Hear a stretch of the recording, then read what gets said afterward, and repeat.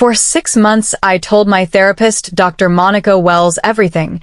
My deepest fears, my financial struggles, my vulnerabilities during the divorce. She listened with such compassion, took notes so carefully, offered such perfect advice. Then I walked into the divorce mediation and discovered my ex-husband's new attorney was Dr. Monica Wells. Every secret I'd shared in that safe therapeutic space had been weaponized against me in court. My name is Sarah Mitchell. I'm 42 years old, and I live in a quiet neighborhood in North Seattle, Washington. Or I did. Now, every piece of my life is in shambles. My 18-year marriage has collapsed. My 16-year-old daughter, Lily, won't speak to me, and the person I trusted has betrayed me in the worst possible way. But let's go back to the beginning.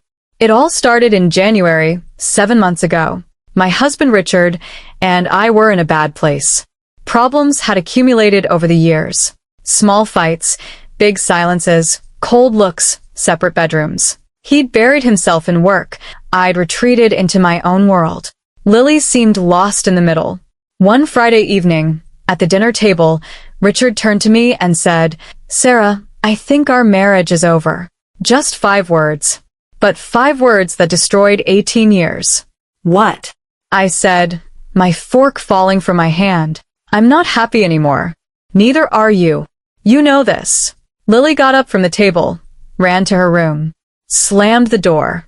I sat there at the table, frozen. Richard, this is so sudden. Can't we talk? We've talked, Sarah. For years we've talked. But nothing has changed. That night Richard slept in the guest room. The next morning he packed his suitcase and moved to his brother's house. The first week I was in shock. I couldn't believe it. 18 years. Was this how it would end? Without a fight? The second week came anger. How could he do this? How could he leave? What about Lily? The third week I collapsed. I cried. Couldn't sleep. Couldn't eat. I stopped going to work. My boss at the marketing agency called, worried. "Sarah, you need to do something. Maybe you should go to therapy." Therapy. I'd never thought about it. But maybe she was right. Maybe talking, sharing with someone would help. I searched online for therapists in Seattle. Hundreds of results came up. But one name caught my attention. Dr. Monica Wells, psychological counseling and family therapy specialist. I looked at her profile photo. About 45 years old, short blonde hair, glasses, warm smile. 15 years of experience, university degree from Georgetown, license from Washington State Psychology Board. The reviews were amazing. Dr. Wells changed my life. The best therapist. Safe and compassionate. I made an appointment. 1 week later, early February, we would have our first session. Dr. Wells's office was in downtown Seattle, on the 3rd floor of a modern building. I took the elevator up, opened the door, entered a small waiting room. Soft music was playing. There was a lavender scent. Calming paintings hung on the walls. A few minutes later, the inner door opened. Dr. Monica Wells emerged. She looked like her photo, but alive, warm, real. "Sarah Mitchell?" she said, extending her hand. "Yes, hello. Welcome. I'm Dr. Monica Wells. Please come in." Her office was spacious and bright. Large windows showed the Seattle skyline. 2 comfortable chairs, a desk, shelves full of books. "Please sit," Dr. Wells said, gesturing to one of the chairs. "Make yourself comfortable. This is your space, your safe space." Safe space. Those words sounded so good. I sat down. Dr. Wells sat in the opposite chair, took her notepad, looked at me. "So, Sarah, tell me about yourself. What's happening in your life?" And I started talking. I told her everything. Richard's departure, the problems in our marriage, Lily's reaction, taking time off from work, insomnia, loneliness, fear. Dr. Wells listened. Just listened. Sometimes she nodded, sometimes she took notes, but she never interrupted. We made eye contact, those warm, understanding looks. I talked for 50 minutes. When the session ended, I felt lighter. "Sarah," Dr. Wells said, "what you're going through is very difficult. But being here, asking for help, is a big step. You should be proud. Thank you. Now I want to tell you something. This process will take time. Divorce is a grieving process. There are stages of sadness, anger, denial, acceptance. But we'll go through these stages together. I'm always here. That moment, those words felt so good. Someone was with me. Someone understood. Should we meet once a week? She said. Every Monday, same time? Yes, please. The first month we had 4 sessions. Each session we talked deeper. Not just about problems with Richard, but my past, my childhood, my family, my fears. Dr. Wells asked perfect questions. So how did that make you feel? What were you thinking at that moment? When you look back now, what do you see? And I answered. Each answer peeled away a layer, went deeper. In March, Richard said he'd hired a lawyer. The divorce would be official. I need to hire a lawyer too, I said to Dr. Wells in that week's session. Of course. A good lawyer is important. But more importantly, you need to take care of yourself. This process will be emotionally draining. I know. But I'm not afraid. I am afraid, but talking to you helps. Then let's keep talking, Dr. Wells said, smiling. That day, I told her more. Our financial situation. Joint accounts, the house mortgage, retirement funds, Lily's college savings. Richard earns much more, I said. He's a software engineer, 6-figure annual salary. I'm a marketing manager, about half of his. What kind of justice do you want in this divorce? Dr. Wells asked. I want it to be fair. I want to protect Lily's future. And I don't want to lose my house. Let's talk about the house, Dr. Wells said, taking notes. What does the house mean to you? Everything. Lily grew up there. Our memories are there. I made the garden. I decorated the kitchen. That house is mine. Understood. Tell your lawyer that. That you want the house, that you want it for Lily. In April, I found a lawyer. Her name was Catherine Reed, an expert in divorce cases, an experienced woman. In the first meeting, I explained the situation. Sarah, Catherine said, this isn't a simple divorce. Richard earns money. You earn less. The house is joint, but you have an emotional connection. There's also child custody. We'll fight. What do I need to do? Document everything. Financial records, bank statements, pay stubs, everything. And stay emotionally strong. The court process is tough. I told Dr. Wells about the lawyer. She smiled. Catherine Reed? Great choice. I know her. She's a very good lawyer. You know her? Seattle is a small city. Professionals know each other. But don't worry, your work is with me. Hers is legal work. They're different. May came. The first official documents came from Richard's lawyer. Divorce petition, property division proposal, custody suggestion. Richard wanted to sell the house, split the money. He suggested joint custody of Lily, but for her to live with him. And he didn't want to pay alimony. This is ridiculous. I told Catherine. I know. But this is just an opening offer. We'll negotiate. There will be mediation sessions. Eventually we'll agree, or the court will decide. I told Dr. Wells everything. Richard's offer, my anger, my fear. Sarah, Dr. Wells said, I want to warn you about something. The divorce process will make you feel weak, especially financially. Just because Richard earns more doesn't mean you're worthless. Remember, you are valuable. You're Lily's mother. You made that house a home. You have rights. Thank you. And one more thing. Be careful in communication with Richard. Everything you say can be used by his lawyers. I understand. But I didn't tell her something. There was something I didn't tell Dr. Wells. Not yet. In early June, I had a big fight with Lily. She said she wanted to move to Richard's. But why? I said, my heart breaking. Because Dad's house is bigger. And I always fight with you. Lily, I love you. I'm just going through a difficult time. Everything is always about you. When is it about me? She ran to her room, slammed the door. Again. I told Dr. Wells. I told her crying. I'm losing my daughter, I said. Richard is taking her from me. No, Sarah, Dr. Wells said gently. Lily is just confused. She's 16, parents are divorcing. She feels she has to choose sides. But you're her mother. This bond never breaks. But what if the court gives Lily to Richard? Then you fight. There are reasons for Lily to stay with you. Home, school, friends, routines. Catherine will use these. I hope it's enough. In that session, I told her more. My relationship with Lily, my fears from childhood, my fear of abandonment. My father abandoned me, I said. When I was 3 years old, my mother raised me alone. And now Richard is leaving too. And Lily is pulling away from me too. It's like there's a pattern. Dr. Wells took notes. Very detailed notes. This pattern is very important, Sarah, she said. Fear of abandonment affects your relationships. But this is subconscious. Congratulations for becoming aware. When I left the office that day, I felt light. Dr. Wells understood me. Really understood me. In mid-June, a call came from Richard's lawyer. The first mediation session was scheduled. July 15th, 10 o'clock at the Seattle Family Law Center. What will happen there? I asked Catherine. Both sides, their lawyers, and a mediator will be there. We'll look for points of agreement. House, money, custody.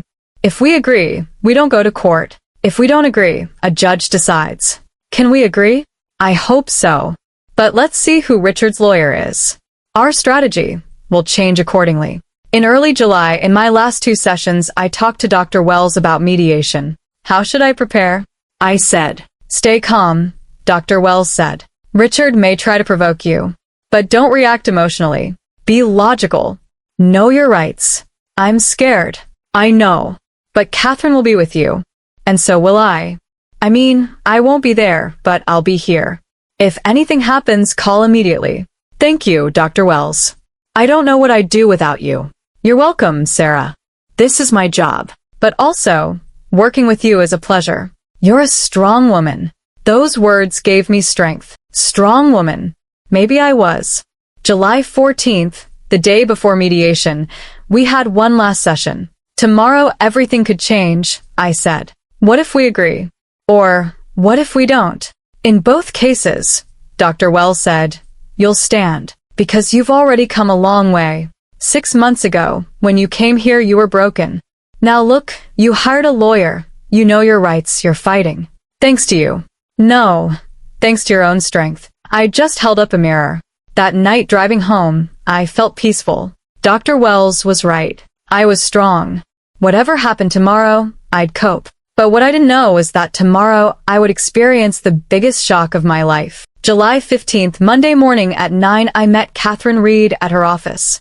We did final preparations. Sarah, remember, Catherine said. The mediator is neutral. He'll listen to both sides. You stay calm, tell the facts. Understood. At 9:30, we went to the Seattle Family Law Center. It was a modern building downtown. Reception directed us to the 3rd floor, mediation room B. We opened the door. Inside was a large table with chairs around it. At one end sat a man, middle-aged, in a suit. Must be the mediator. On the other side of the table sat Richard. He was wearing a gray suit. His hair was cut. He looked serious. And next to him sat a woman. Blonde hair, glasses, formal clothes. Dr. Monica Wells. My heart stopped. My breath caught. The world stopped spinning. Sarah? Catherine said. Are you okay? I couldn't speak. I just stared. Dr. Wells looked at me. There was no expression on her face. Just a cold, professional look. Good morning, the mediator said. I'm Michael Torres. You must be Ms. Mitchell. And Ms. Reed. Welcome. Mr. Mitchell and his attorney are already here. His attorney. Dr. Monica Wells was Richard's attorney. My legs trembled. Catherine helped me sit in a chair. I sat at the table, across from Dr. Wells. Sarah, Catherine whispered. Do you know that woman? She's my therapist, I said, my voice cracking. Catherine's face changed. What? Dr. Monica Wells. I've been seeing her for therapy for 6 months. Catherine jumped up. Mr. Torres, there's a serious ethical violation here. This woman is Ms. Mitchell's therapist. She cannot be Richard Mitchell's attorney. Dr. Wells spoke calmly. Ms. Reed, I think there's a misunderstanding. I'm not Dr. Monica Wells. I'm attorney Monica Wells. Different people. What? I said. But you in the office sessions. Sarah, Monica Wells said, her eyes cold. I don't know you. Maybe you're confusing me with someone. The room started spinning. This wasn't possible. It was the same woman. Same face, same voice, same eyes. Catherine opened her file. What is your full name? Monica Elizabeth Wells. Washington State Bar Association member, license number 98234. Catherine pulled out her phone, typed quickly, then looked at me. Sarah, where is Dr. Monica Wells's office? Downtown Seattle, 425, Pine Street, 3rd floor. Catherine typed more, then looked at the screen. Her face went pale. Sarah, there's no Dr. Monica Wells at 425, Pine Street. On the 3rd floor of that building is an accounting firm. No, I said. That's impossible. I went there for 6 months. Perhaps you're remembering the address incorrectly, Attorney Monica Wells said. Stress can affect memory. Catherine turned to me. Sarah, how much did you pay Dr. Wells? $200 per session. Cash. Did you get receipts? I thought. No. I'd never gotten receipts. Did you file insurance claims? No. I paid myself. Catherine and Mr. Torres looked at each other. Mr. Torres, Catherine said, we need to postpone this session. There's clearly a problem, and it needs to be investigated. Richard spoke. For the first time. Catherine, you're overreacting. Sarah is under stress. She's confused. I'm not confused, I shouted. This woman is my therapist. I told her everything. My fears, my financial situation, my problems with Lily, everything. Monica Wells smiled coldly. Ms. Mitchell, I think you need professional help, but not from me. Catherine held my hand. Sarah, calm down. We'll figure this out. But how? How would I prove it? No receipts, no records, no witnesses. Dr. Monica Wells had taken my secrets. And now she was going to use them against me for Richard. And I was completely defenseless. The mediation session was postponed. Michael Torres understood the seriousness of the situation. Catherine had insistently demanded an investigation. Monica Wells had objected coldly, but eventually Torres made the decision. 2-week break. Investigation would be conducted. Sitting in the car with Catherine, I was still trembling. Sarah, Catherine said, a mix of anger and concern in her voice. You need to tell me everything. Every detail. What did you tell that woman? Everything, I said, my voice hoarse. Our financial situation, my fears, my problems with Lily, my abandonment trauma, everything. Catherine gripped the steering wheel. This is an ethical catastrophe. If she really was your therapist, she can never be Richard's attorney. Conflict of interest, breach of confidentiality, everything. But how do we prove it? No receipts, no records. We'll find them. That building has security cameras. There are reception records. Someone must have seen you. When I got home, I immediately searched for my old appointment cards. Dr. Wells's business card. Something. But I couldn't find anything. There was no physical evidence. I opened my computer. I typed Dr. Monica Wells Seattle Therapy. No results came up. No website. No social media profile. No online trace. Then I typed Attorney Monica Wells Seattle. This time results came up. She was registered with the Washington State Bar Association. She had a profile. Monica Elizabeth Wells, family law specialist, 12 years experience, Georgetown Law School graduate. Georgetown. Dr. Wells had also said she was from Georgetown. Psychology degree from Georgetown. Was it the same person? Both a therapist and an attorney? Or were they really two different people? I opened the Washington State Psychology Board website. I searched the licensed psychologist database. I typed Monica Wells. Result: no record found. My heart raced. Dr. Monica Wells was not a licensed psychologist. Never had been. I grabbed the phone, called Catherine. Catherine, Monica Wells is not a licensed psychologist in Washington State. She's not in the system. Are you sure? Yes. I just checked. But she's registered as an attorney. Same name, same university. Catherine was silent. Then she spoke. Sarah, I think Monica Wells deceived you. She was never a therapist. She was a lawyer from the beginning. And she was working with Richard. But why? Why pretend to be a therapist for 6 months? To gather information. To learn your weaknesses. To use them in the divorce case. My stomach turned. 6 months. 24 sessions. Each one an hour. In each one I'd poured out my secrets. And she'd taken notes. Recorded everything. Is this legal? I asked. No. This is fraud, impersonation, maybe even criminal. But we need to prove it. How? Go to 425 Pine Street. Examine that building. Take photos. Talk to the security guard.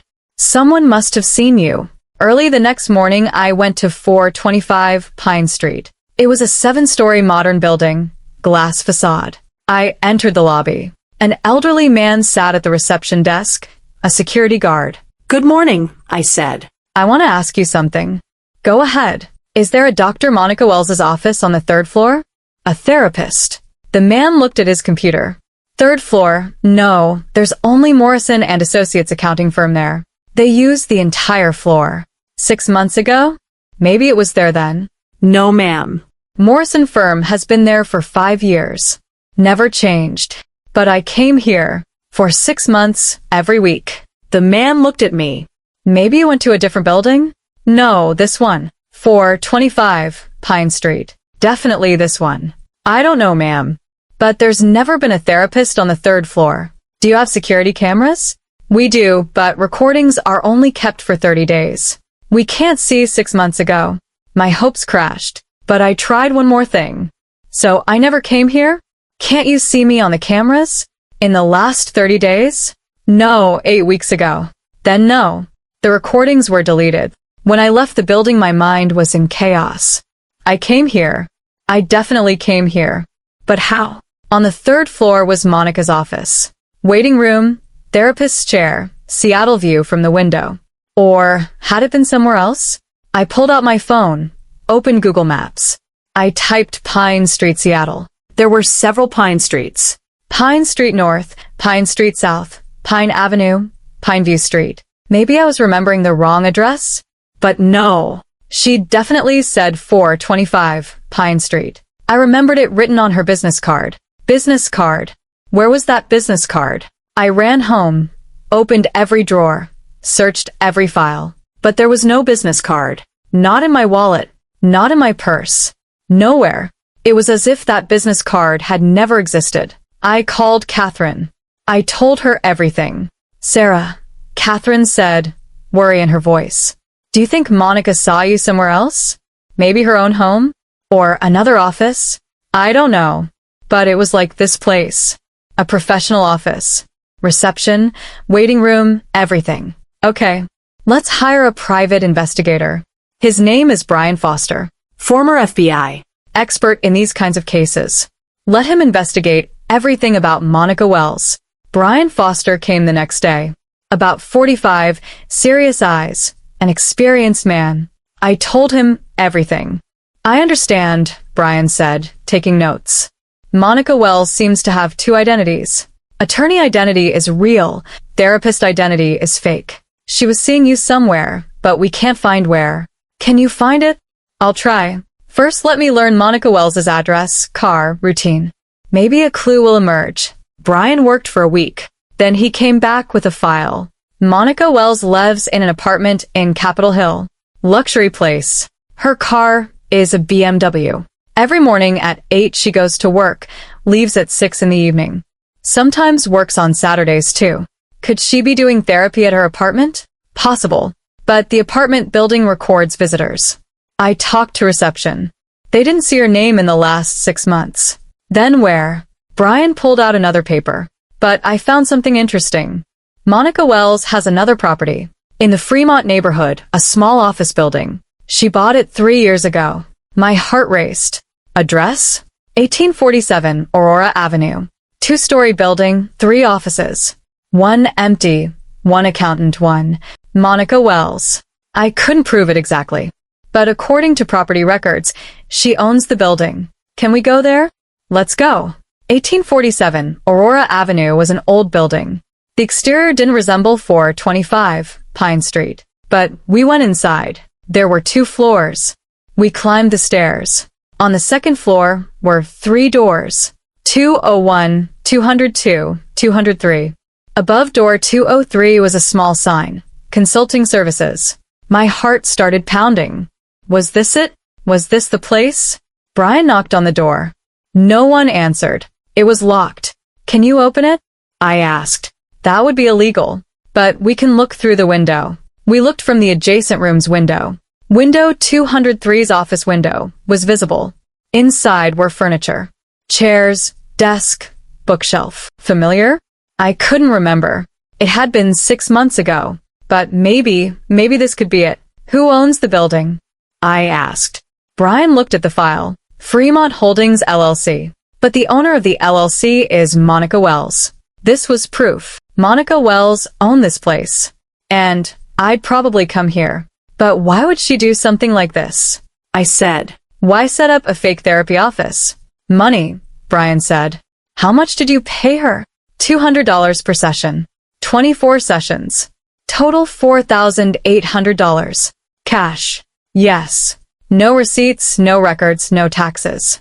Clean money. And at the same time, she learned your secrets to use in the divorce case. But was it planned with Richard from the beginning? Probably. Let me investigate. Brian worked for another week. Then he came back with a big discovery. Sarah, I found something connecting Monica Wells and Richard Mitchell. What? Richard's company, Technova Solutions. Monica Wells worked there as legal counsel 3 years ago. She handled the company's legal matters. Everything fell into place. Monica knew Richard from work. Maybe they'd made the divorce plan then. There's more, Brian said. Monica Wells has other clients. Divorce cases. And in 3 cases, women claimed Monica first approached them as a therapist, then served as their husband's attorney. What? My breath caught. Others too. Yes. 3 women. But the cases were dismissed. Insufficient evidence. Monica is very careful. She doesn't leave traces. Can I talk to these women? We can try. Brian gave me 3 names. Amanda Larson from Bellevue. Carlin Gwynn from Tacoma. Rebecca Torres from Spokane. I called Amanda Larson first. At first she didn't want to talk. But I explained the situation, said I'd experienced the same thing. She softened. God, Amanda said. You too. Yes. I saw her for therapy for 6 months. Then she showed up as my husband's attorney. The same thing. I saw her for a year. I told her everything. Then every secret was used in court. How did it end? I didn't finish it. I lost the case. Lost my house. Lost custody of my children. Monica knew so much. I couldn't defend myself. There was pain in her voice. She was a broken woman. Didn't you go to the police? I did. But there was no evidence. Monica had destroyed everything. Office, records, everything. There was only my word. But that wasn't enough. I'm sorry. You be careful, Sarah. That woman is dangerous. And very smart. When I talked to Carlin Gwynn, I heard the same story.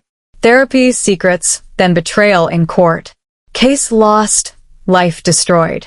Rebecca Torres was even worse. She'd filed a lawsuit against Monica. Ethical violation, fraud. But Monica had hired powerful lawyers. Rebecca's case was dismissed. And she had to pay damages. I'll never deal with it again, Rebecca said. That woman destroyed me. After I hung up, I sat for a long time thinking. 3 women, 3 lives destroyed. And Monica Wells was still free. Still deceiving people. But I was different. I was gathering evidence. I would fight. I told Catherine everything. The 3 women, Brian's findings, the Fremont office. This is incredible, Catherine said. Monica Wells is a serial scammer. But how do we catch her? I don't know. But we have to find a way. The next week we prepared for the second mediation session. This time we were ready. We had evidence, we had witnesses. But Monica Wells was ready too. At the session, Michael Torres made the opening. We investigated the claims from last time. Ms. Mitchell, you claimed you saw Dr. Monica Wells for therapy. Do you have proof? There's an office in Fremont, I said. 1847 Aurora Avenue. Monica Wells's property. I went there. Monica spoke coldly. That building belongs to me, but I don't do therapy there. I use it for archives. You're lying, I said. Ms. Mitchell, Torres said. Please stay calm. Catherine opened her file. Mr. Torres, we have witnesses that Monica Wells did the same thing to 3 other women. Monica's attorney, another woman, stood up. Objection. Past cases are irrelevant to this case. No, Catherine said. This is a pattern. Monica Wells systematically approaches women as a therapist, learns their secrets, then becomes their husband's attorney. Richard spoke. Catherine, this is ridiculous. Monica is my attorney. Sarah just can't accept losing. I'm not losing, I shouted, my voice trembling. Monica knows you for years. You worked together at Technova. Did you make this plan then? Richard's face changed. For a moment he was surprised. So was Monica. Catherine smiled. Yes. Richard Mitchell and Monica Wells have a past business connection. Conflict of interest. Monica quickly recovered. I consulted for Technova. But I didn't know Richard personally. I was the company's general counsel. But you knew him, I said. And you planned together. To deceive me. Torres raised his hand. These are very serious accusations. If you can prove them, Monica Wells can be reported to the bar. We will prove it, Catherine said. But how? There was still no solid evidence. Just suspicions, connections, witnesses. That night driving home I thought, Monica was very smart. She'd planned everything. But she must have made a mistake. She must have left a trace somewhere. And I would find that trace. The next morning I called Brian Foster. Brian, can we access Monica's computer? Maybe therapy notes are there. That would be illegal. But if Monica makes a mistake, we can obtain it legally. What kind of mistake? I don't know. But I'll keep watching. Brian started watching Monica. Every day, every hour. Where she went, who she met, what she did, he recorded. And 3 days later, he found something. Sarah. Monica went to the Fremont office. Went inside. Stayed for an hour. Then came out with a box. What was in the box? I don't know, but it was heavy. Looked like documents. Where did she take it? To her home. Her apartment. Maybe she's destroying the therapy notes. Probably. But Brian had done something else. He'd placed a camera outside the Fremont building. And he'd gotten footage of Monica carrying the box. What use is this? I asked. If Monica says in court she didn't use that office, this video proves she's lying. It was a small win. But it was something. August came. The court date was approaching. Catherine and I prepared. We called the witnesses. Amanda, Carla, Rebecca. All three agreed to come. They're scared, Catherine said. Monica beat them once. She could do it again. But together we're strong, I said. The week before court, we had a final session with Catherine. Sarah, she said, Monica will use your secrets in court. Your abandonment fear, your financial problems, your issues with Lily. You need to be prepared. I know. And one more thing. If we lose Monica, Richard gains an advantage. The house, the money, maybe even Lily. We won't lose. But inside I had fear. Monica was very smart, very careful, and we didn't have solid evidence. Court day came. August 20th, 10 o'clock. King County Court, courtroom 4D. Catherine and I climbed the stairs together. Richard and Monica were on the opposite side. Monica looked at me. A cold, calculating look, as if saying you can't win. But I didn't look away. We'll see, I said quietly. The judge entered. A middle-aged woman. Judge Elizabeth Garrett. Mitchell versus Mitchell case, she said. Divorce, property division, custody. But first there's an ethics complaint. Ms. Reed. Catherine stood up. Your Honor, opposing counsel Monica Wells committed an ethical violation. She approached my client as a therapist, learned her secrets, then took on her husband's legal representation. The judge looked at Monica. Ms. Wells. Monica spoke calmly. Your Honor, these claims are completely baseless. Ms. Mitchell is confusing me with someone else. I've never been a therapist. Do you have proof, Ms. Reed? Catherine presented her files. Brian's report, the 3 women's statements, the Technova connection, Fremont office records. The judge examined them. Reed for a long time. Then raised her head. These are serious accusations. But there's no direct evidence. There's Ms. Mitchell's word, other women's words. But no physical evidence, records, witnesses. Catherine spoke. Your Honor, Monica Wells destroyed all evidence. This is her method, but the pattern is clear. Pattern isn't enough, the judge said. We need concrete evidence. My heart sank. We were losing.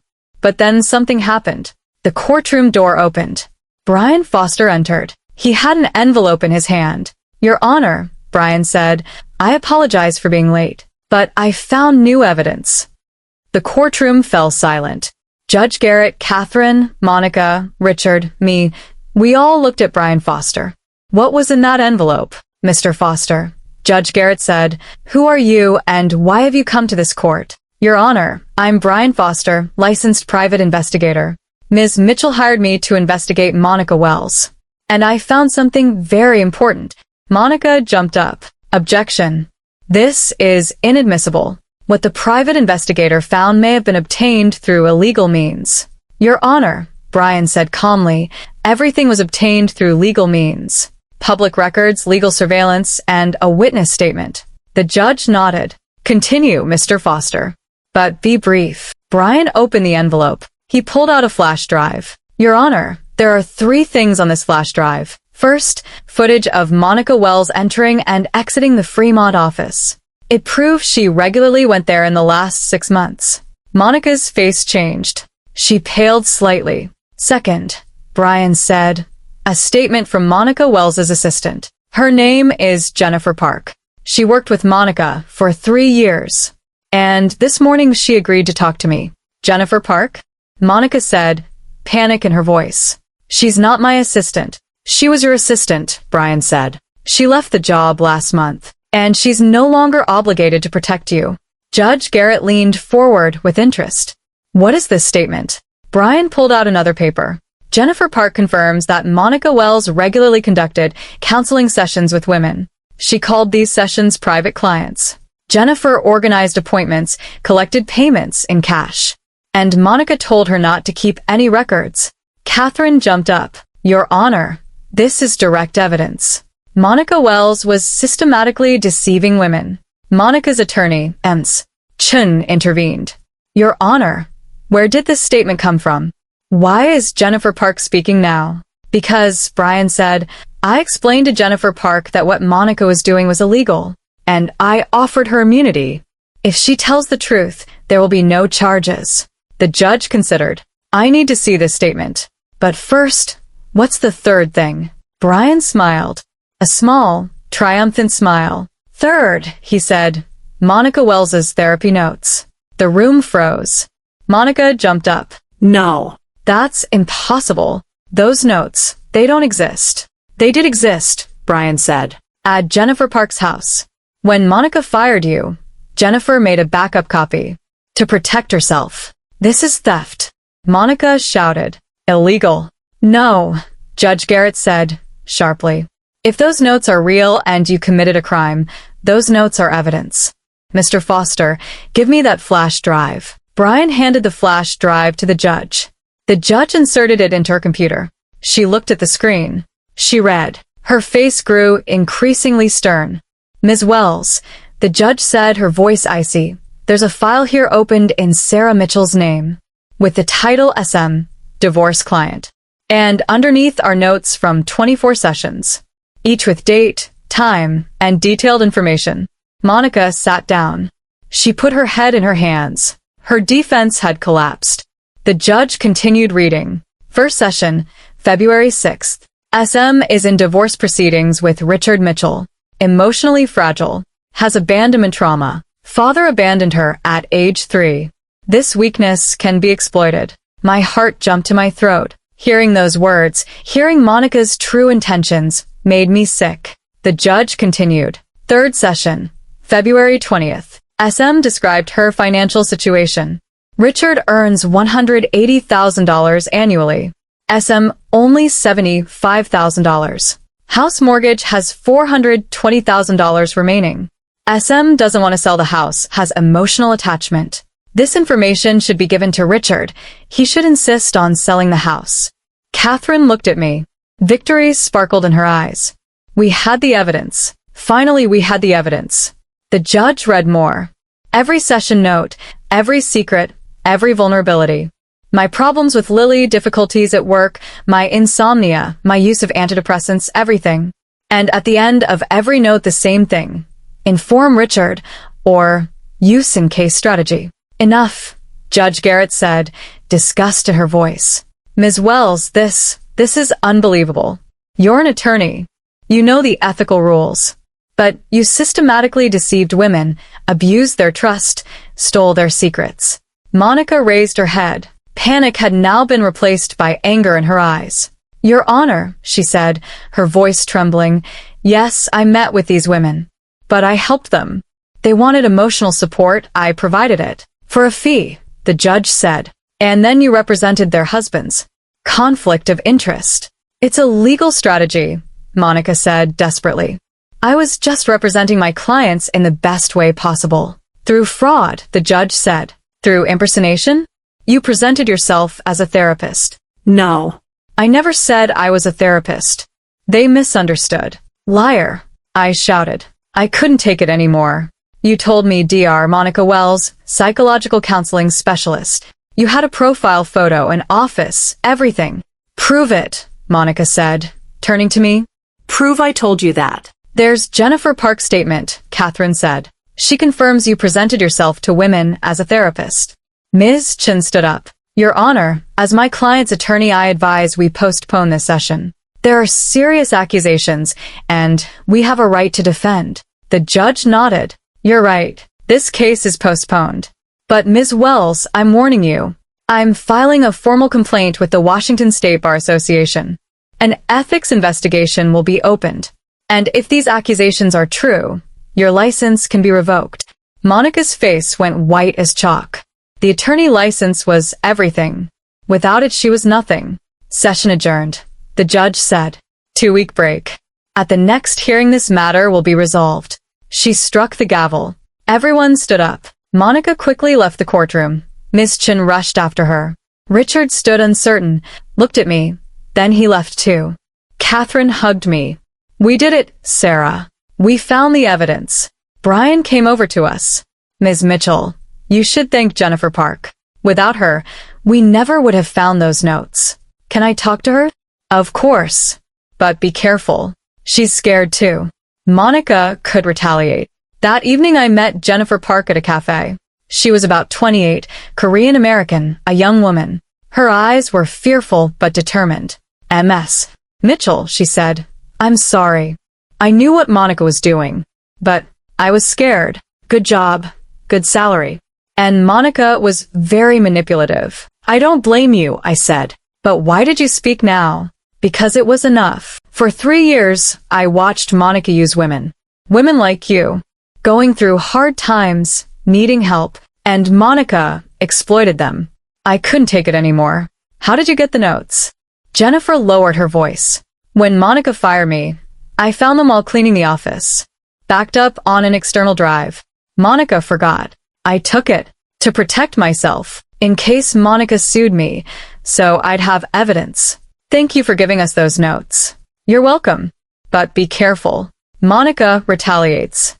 She's very cunning. That night sitting at home I thought, Monica had been caught. There was evidence. But what would happen now? A few days later Catherine called. Sarah, there's news. Good and bad. Tell me the good. The Washington State Bar Association has opened a formal investigation into Monica Wells. The Ethics Committee will meet. If she's found guilty, her license will be suspended or revoked. Great. What's the bad news? Richard hired a new attorney, and he's pursuing the divorce case aggressively. Without Monica, but still fighting. But he doesn't know my secrets anymore. He doesn't, but Monica's notes may have gone to Richard too. We need to be careful. A week later, an offer came from Richard's new attorney. Settlement. What are they offering? I asked Catherine. The house stays with you, but you'll make the mortgage payments alone. Richard won't pay alimony. Lily's custody is joint, but she'll live with you. And retirement funds will be split. This is actually not bad. It's not. But it shows Richard is afraid. Monica's scandal caught him too. He wants to resolve quickly. Should I accept? Catherine thought. Your decision, Sarah. But I think you should accept. The house is yours. Lily is with you. Money is important, but enough fighting. She was right. I was tired. I'd fought for 6 months. I'd exposed Monica. But I needed to move on with my life. I accept, I said. In early September, the divorce agreement was signed. Richard and I, 1 room, 1 table, 2 signatures. 18 years ended like that. Sarah, Richard said, after signing, I'm sorry. Hiring Monica was a mistake. How much did you know? I asked. Richard looked away. Monica told me you were seeing a therapist, and she shared some information, but I didn't know exactly how she obtained it. I swear. You're lying, Richard. You worked together at Technova. You've known each other for years. Yes, I know her. But we didn't make this plan together. Monica came to me, offered legal representation. I accepted. I learned later that she was giving you therapy. And you didn't stop. No. I couldn't stop, because I wanted to win. At least he was honest. For that moment. Goodbye, Richard, I said. And I left the room. Left my life. Monica Wells's bar investigation was held in October. Closed session, only committee members, Monica, her attorney, and witnesses. I was also called as a witness. Amanda Larson, Carlin Gwynn, Rebecca Torres came too. So did Jennifer Park. We all told our story. How Monica approached, how she gained trust, how she stole our secrets. Monica defended herself. I just provided counseling. Women asked me for help. I gave it. Legal work is a separate matter. But the committee didn't believe. Jennifer Park's statement, the therapy notes, for women's consistent testimony. Everything accused Monica. 2 weeks later the decision came. Monica Wells's attorney license was revoked. Permanently. She could never practice law in Washington state again. Also, the Bar Association referred Monica to criminal prosecution. Fraud, impersonation, professional misconduct. The state prosecutor's office took the case. When Catherine gave me the news, I felt relief. Justice had been served. Monica was getting her punishment. But in November another piece of news came. More shocking news. Brian Foster called. Sarah, Monica Wells left the city. What? Yes. She emptied her apartment, packed her things, left. I lost her trail. How? There's a case, there's a criminal investigation. I know, but the court didn't impose a travel ban on her. They just asked her to come to hearings. And it looks like Monica fled before the next hearing. My heart sank. Monica had fled. Justice hadn't been served. She was still free. Can we find her? I asked. I'll try. But Monica is smart. She doesn't leave traces. A month passed. Monica wasn't found. Police issued a warrant, but no result. The Bar Association published the decision, but Monica wasn't there. December came. Christmas time. Lily and I at home alone. Richard had started a new relationship, was living in another city. Mom, Lily said one evening, did they ever find Monica Wells? No, sweetheart. She fled. Are you scared? Will she come back? I thought. Was I scared? Yes, a little. Monica was dangerous, cunning, vindictive. I don't know, I said honestly. But we're strong. And we'll be careful from now on. But in the new year, in January, something happened. In my mailbox was a letter. Handwritten. No return address. I opened it. A single piece of paper, a single sentence. Sarah, you think you've won. But I'm still here. And one day I'll come back. My hand trembled. Monica. She was still there. Still watching me. I showed the letter to Catherine. She called the police. Police examined the letter, but couldn't find any trace. Ms. Mitchell, the police officer, said, this can be considered a threat. But we don't know where Monica Wells is. Be careful. Lock your doors. If you see anything strange, call immediately. That night, I couldn't sleep. I saw Monica's face. That cold smile. Those calculating eyes. But then I thought of Lily. My daughter. Our home.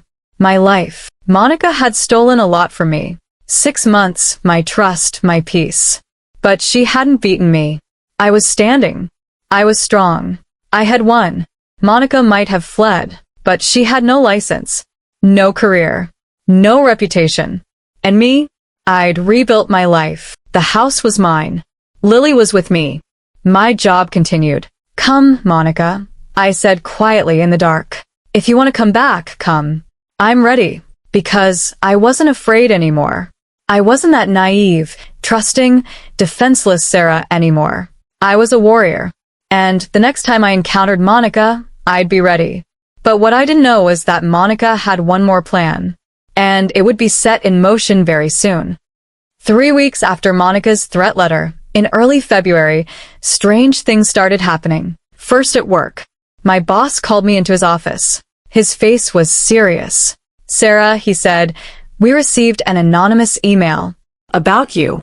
The allegations are very serious. My heart raced. What kind of allegations? The email says you're experiencing psychological problems, using antidepressants, can't concentrate at work, behaving inappropriately in meetings with clients. This is completely false. I said. Who sent it? We don't know. Anonymous. But HR has to investigate. Protocol. This is Monica Wells, I said. She's attacking me. My boss frowned. The attorney from the divorce case? Why would she attack you? Because I exposed her. She lost her license. And now she's taking revenge. Sarah, if this is true, you should go to the police. But for now, you need to talk to HR. The HR meeting was a nightmare. They questioned me, requested my medical records, investigated client complaints. They couldn't find anything because there was nothing. But the process wore me down. Then it started on social media. My Instagram account was hacked. Strange posts were shared. Schizophrenic messages. Inconsistent thoughts. As if I'd lost my mental health. Friends called, worried. Sarah, are you okay? Your posts are very strange. It's been hacked, I said. I didn't write those. But the damage was done. People started to suspect. Then Lily's school called. The assistant principal spoke. Ms. Mitchell, we have a concerning situation. We received an anonymous tip saying Lily needs a therapist. What? I said. Lily doesn't need a therapist. The tip claims you're unstable at home, neglecting Lily. This is absurd. Who did this? We don't know. But we have to notify social services. Protocol. A social services worker came, examined the house, talked to Lily, met with me. Everything was normal. There was no neglect. But it was still a stressful process. Mom, Lily said after social services left, Monica is doing this, isn't she? I think so, sweetheart. But how? She's fled. Monica is very smart. She can do everything from the internet. Anonymous accounts, fake emails, everything. I called Catherine. I explained the situation. Sarah, this is harassment. Cyber harassment. We need to update the police report, but we can't prove it. Monica doesn't leave traces. We still need to document it. And we need a cybersecurity expert. The cybersecurity expert, his name was Derek Chun, examined my computer, phone accounts. Ms. Mitchell, he said, someone is attacking you professionally. Spyware has been installed on your phone. Your emails are being monitored. Social media passwords have been stolen. How do we clean it? We need to change everything. New devices, new passwords, two-factor authentication. But most importantly, find the attacker. Monica Wells, a former attorney. She left the city. Derek thought, I can track IP addresses. Maybe I'll find a clue. He worked for a week, then came back. The attacks are coming from Oregon, Portland area. They're using VPN, but they made a mistake. A real IP address leaked. Portland. I said, did Monica go to Portland? Probably. But I need more time to find the exact location. I called Brian Foster. Brian, Monica might be in Portland. Can you find her? I'll try. But Portland is a big city. And Monica is probably using a fake name. But Brian worked miracles. 2 weeks later news came. Sarah, I found her. Monica Wells is living in Portland as Dr. Michelle Warren. She's opened a new office, offering therapy services. My heart jumped to my throat. Again? She's doing the same thing again. Looks like it. But this time she's more careful. Small office, few clients. She's kept a low profile. We need to report to the police.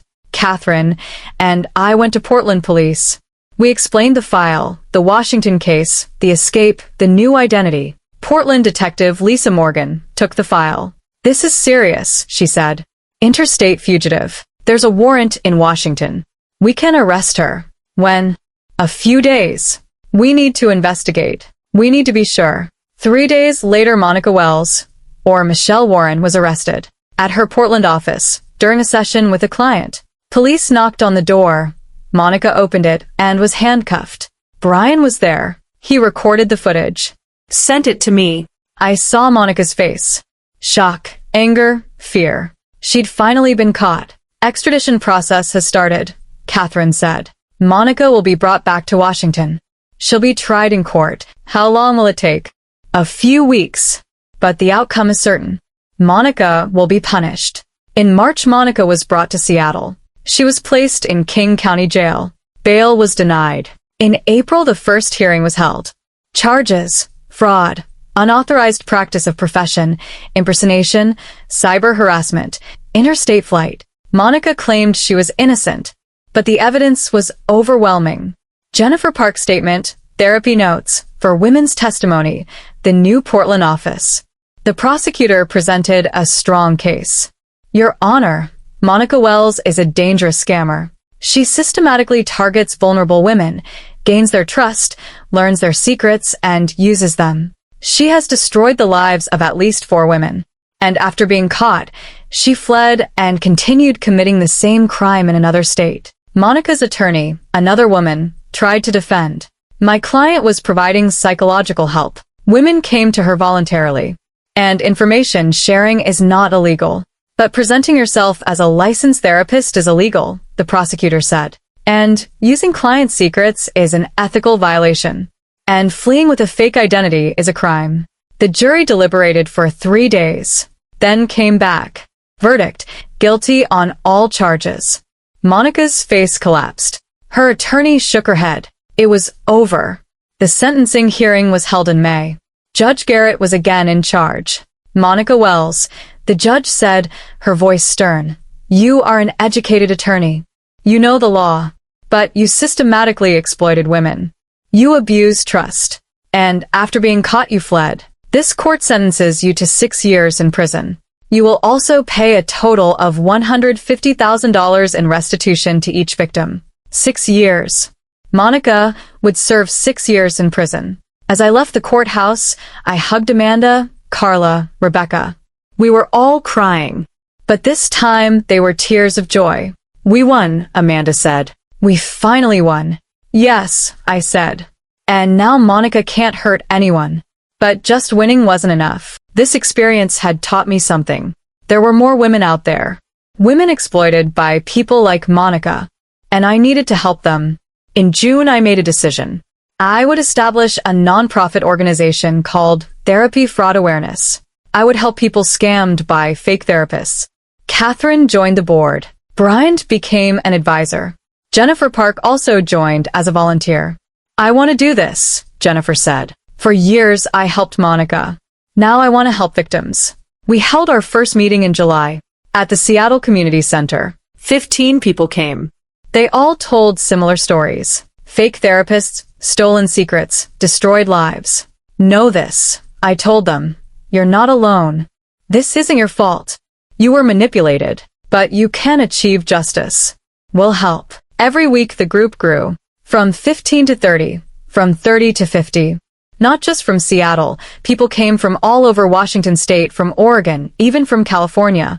In August, a local news channel interviewed us. The host listened to my story, described the organization. "Ms. Mitchell," she said, "you've accomplished something incredible.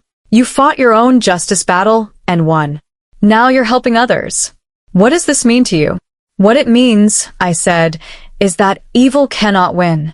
Manipulation, lies, fraud can be successful for a while, but eventually the truth comes out. And we, the victims, are strong together." After the program aired, emails started coming. Hundreds of people.